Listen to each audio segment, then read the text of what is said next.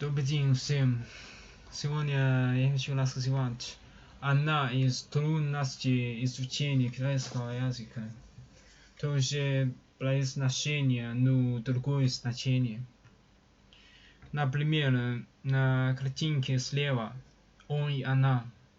У них есть одинаковое произношение. Та – это по-китайски. Но трудно сказать, это мужчина или женщина. На картинке справа тоже произношение одинаково.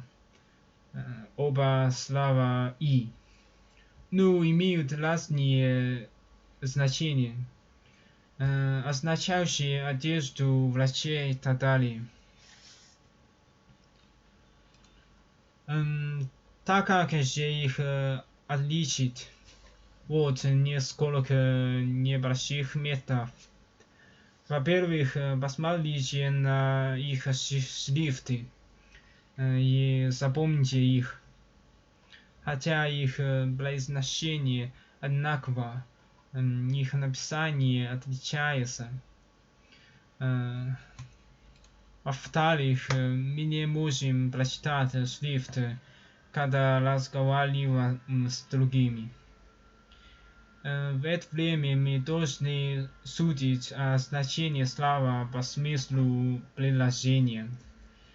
Например, 我们抵挡不住敌人的攻击。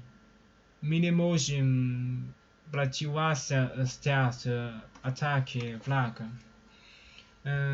Когда мы слышим враг, это значит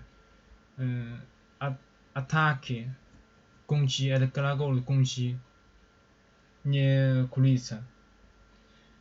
Конечно, это требует от нас много слушать и читать по-китайски.